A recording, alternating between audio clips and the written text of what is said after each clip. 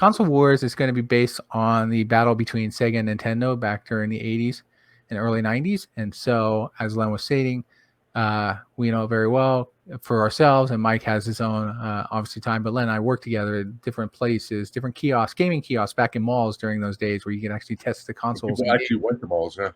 Yeah, when people went to malls, and that was the only place you could buy stuff. You didn't have to go to friggin' Amazon.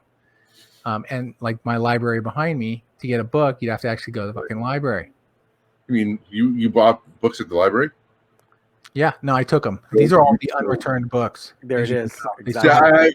There it is. Being the good citizen I was, I went to Barnes & Noble and Borders and things like that. But anyway, Okay, so yeah, we saw firsthand, seeing Nintendo, and especially with the Super Nintendo and the Genesis. I mean, that was like to me, I remember that was like the pinnacle of that time. That's when things really just heated up between the two. And it's funny, kind of see something like that. I never realized how much I leaned more towards Sega. I mean, I was a big Sega fan. Yeah, I was a Nintendo person. I mean, it was not going to play on it. I just never realized that how more of the games I played was on the Genesis. I played on both systems, but Genesis, I played probably more games on. That's what I really thought about it. On the Genesis. Oh, Sonic, definitely. I love the Sonic series. Yeah, I was more of a Nintendo person. I mean, I didn't really. I was okay with Sega, but I was more Nintendo. It was a lot more fun for me. What would you play? Well, like your top three on the Super Nintendo. The Super Nintendo? Oh my god! I would say, of course, there was Chrono Trigger, and then I love fighting games, Mortal Kombat, and of course Mario Kart. Love those games. Street Fighters. There were just a lot of good games. They had a lot of good sporting games too. You had Madden, the Super Nintendo, which was really great. But what about exclusives? Like I never really played Mario, and so all the Mario series, I just for some reason I never. It's big, really, man. Mario is huge. It's such a huge industry. I mean, Zelda, yeah, but so is Zelda too. I mean, it's a very a lot of games now are conforming or trying to copy what Zelda offers or what Zelda has done because it's a legendary game. Well, I would say Zelda's first rendition on the SNES is still one of my favorite Zelda games of all time.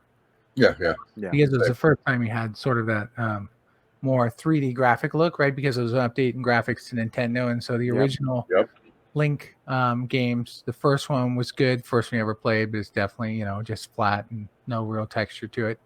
The second one was garbage. It really was.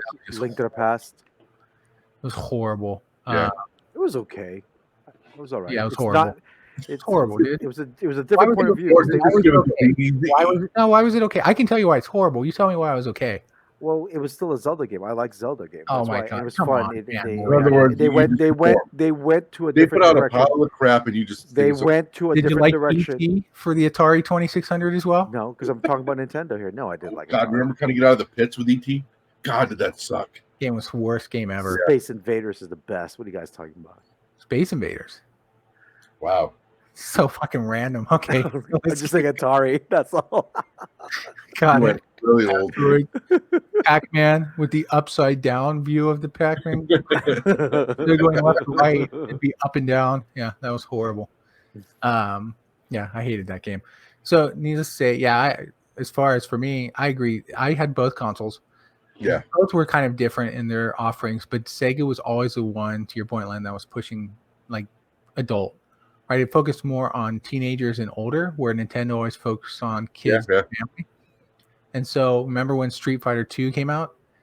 Sega Genesis had blood. Nintendo did not. It was like green or something. No, you're talking about Mortal Kombat. Genesis had blood. Street Fighter 2. Yeah. Street Fighter 2 did not have blood.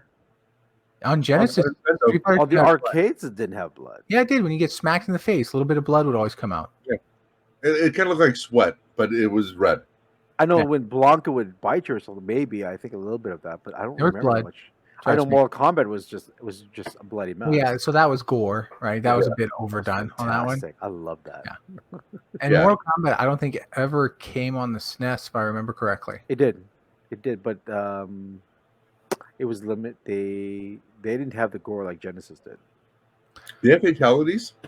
Yes, but it was not like. It was toned down a lot. How do you fucking tone down like somebody getting their No, head? no. Well, so yeah. So the first Right. one, the first Mortal Kombat, was pretty much tamed down to what it was, right? They didn't have any bloods and like that. Then when 2 came out, it was a different story. They said, forget it. We're just going to leave it the way it is. And then from there on, they continued on. It was just the first one that ever came out. It was very PG-ish. Yeah, I mean, like for me, like with Genesis, like Streets of Rage was one of my favorite games. I always like those side scrolling. JD said most of my favorite games were always like either side scrolling or vertical scrolling for some reason. It was just always fun to play those when that you had that linear progression back then. Right. I always like those. But yeah, definitely. But Sonic was still. I like the speed of it. You know that where Mario was like you had that, but with Sonic there was just more to it. Maybe it's pretty colors I liked. It's pretty colorful. I think it was different, right? Because it was way different. Mario from the Nintendo, the original NES.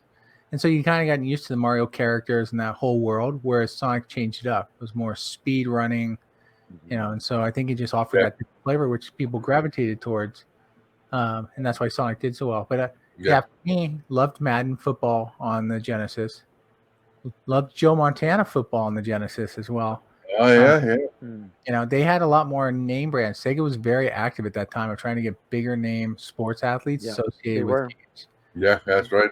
Good too. But I love like Desert Strike, another game. I don't know if you remember that. But there were some good games on Nintendo's SNES as well. Populous, one of my favorite games. Which is that's right. Populous. Wow. Yeah. Oh my god, I used to play. Remember, I used to play that in the back. Yeah. Oh yeah, you played all the games. So we had our test machine that was behind the counter. Like when somebody would say that their game was broke, and we were supposed to put it in and play it in the back to test them out. Well, I used to play a game like have my back towards the counter. I was going to say, and by in the back means behind the counter, not like like a back room. Yeah, like literally up front, but in behind the counter, so he could just be playing, totally ignoring everyone around him. That's true. He was worse with SimCity. SimCity was no between SimCity and Civilization, those are the two games that could draw me in for hours. And I would lose complete track of the world around me. But yeah, SimCity was the original one. SimCity, I literally flunked out a semester of college because of my addiction to SimCity. Jesus. Whatever. I would start playing in the morning before school. He was going to flunk out anyway. SimCity's it was the main reason. No, but I would start playing, and all of a sudden I just knew it was too late. And so I'm like, all right, I'll just play for another 30 minutes. And 50 minutes later, I realized I was going to be late again. And it was an addiction. It was bad.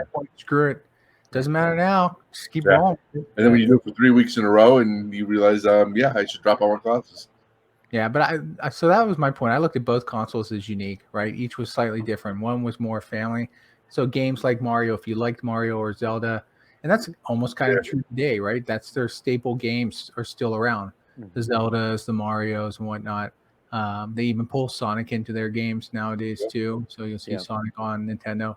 But yeah, and that was where the difference was for Sega. And they've talked about this before on probably other documentaries, but Sega was just more teenage, more adult focused.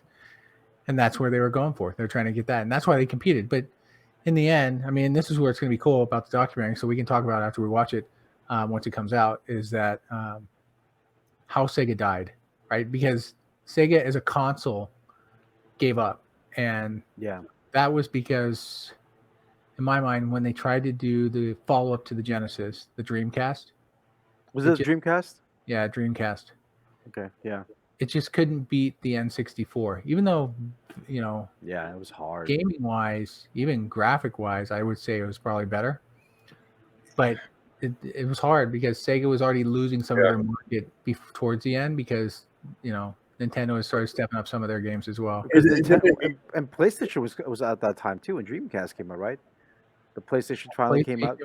Coming out as well. It just dropped out, right? It just dropped. So it was between PlayStation and Nintendo for a while, and Sega was just, But also, I mean, Sega lost it a lot because remember the 32X, the disk drive, the CD drive that they had. They also I know a lot of people, and my younger brother is still a hardcore Sega fan. So, but he's got the Master System. He does Master System, yeah. Oh yeah, he has all of that. But they came out with all these additions and add-ons. They never really fully supported them. They didn't really work that great. I mean, they were great ideas, right? Having the CD drive. I mean, it was a great idea. Yeah. The execution was so poorly done. Just with the games that they really came out with, they had like a title here and there.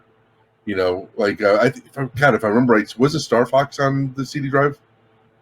No, Star Fox is in no. But didn't they? I think they came out anyway. But they came out with all these accessories that people bought, spent a lot of money on, and then you just saw people lose faith in what Sega had to offer. And then the Dreamcast, even though it offered some connectivity, it just didn't follow through. It just didn't. It was they had the games. I just always thought, and they had good hardware. They had the handheld system. But it's just, I think a lot of it is that a lot of it, they fell to the PlayStation, right? They were trying to compete with a PlayStation. Nintendo had a hardcore following already, but people, I think, with the Dreamcast was just conforming to what PlayStation was offering, right? When it first came out, right? And so you had the hardcore Nintendo fans following Nintendo, and then you guys who had Dreamcast or had Sega, like, oh, well, what's this PlayStation? Had a little bit better graphics, newer games, right, to play control the ability, and they just started conforming to that. I myself, went towards PlayStation as well. So we would have a PlayStation and a N64. We had a Dreamcast, but I never had a Dreamcast. I had a lot of the previous things. I had the 32X. I had a PlayStation, had a Dreamcast, had the 64, right? But the majority of games that I was played was either on the 64 or on the PlayStation. Yeah, I just never really. I think a lot of the people, and it's kind of ironic because JD and I, again, we worked together at PlayStation, in about a year after launch. I mean, JD started a few months before I did and helped bring me in. But early 96. But a lot of the people, because of the Bay Area, where Sega was based out of the Bay Area, and also from what we've heard from people that worked there, it wasn't that great of a work environment.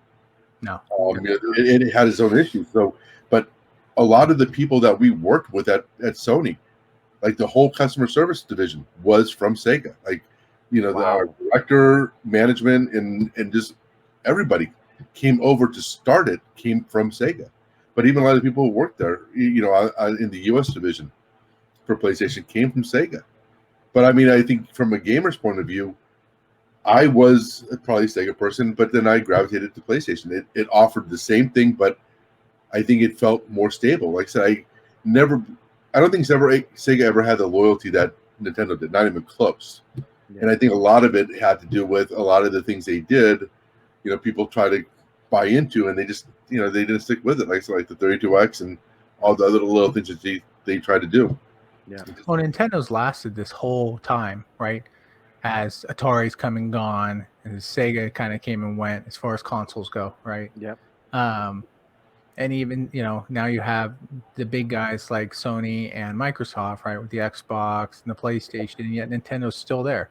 Hell, the reason why is, and to your point, is that when you're younger, Nintendo is perfect. The games, the style work well. Now, a lot of adults nowadays are letting 12-year-olds or 10-year-olds play shooters.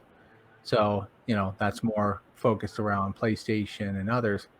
But, they still have the youth, and that's why they've lasted this whole period of time. They're always going to have those games that, even for those who are young, if you love those games, like Metroid, actually a great example. There's a game you haven't seen really redone in a while, but that's one that people would get a console for if it was going to be a good game. Even if they played their PlayStation or something else, they'll go out and buy the Nintendo Switch because they love that game so much. So the following, right, to your point, they had a greater following because their titles were more tightly ingrained for people. Whereas Sega, they were just different. And that's why people gravitated towards them. It was no longer just kiddie stuff. They went a little bit deeper, and that's why and that's why PlayStation took off. I mean, you think about getting Twisted Metal, right? That game's just fantastic. Yeah, that was on fun. PlayStation 1, the first one's Resident Evil. Resident Evil when it first came out, that was a huge success. Yeah. There was also the Resident Evil known issue with the PlayStation, but we won't do that right now. Yeah, and then of course. One thing we should keep in mind as well, and this is where I'll be interested in that console wars, is let's not forget Nintendo had the Game Boy, which is still the most dominating handheld game out there. Yeah, that's true. By far. No one can compete with them. Companies have tried, but Sega came out with the Game Gear, right? So you had. So let's also not forget TurboGrafx was Oh, another that's right. competing company Yeah. that came out during that time. But really, Nintendo stayed because it's just their handhelds. Their newest console is basically an elevated version of, is a mix Handheld. between a console and the Game Boy. Yeah. It's the Switch, and it's perfect. And Graphically, the price is still good. yeah, That's the other price thing. is not outrageous at all, and so that's another seller, right? And they don't worry about discs and whatnot.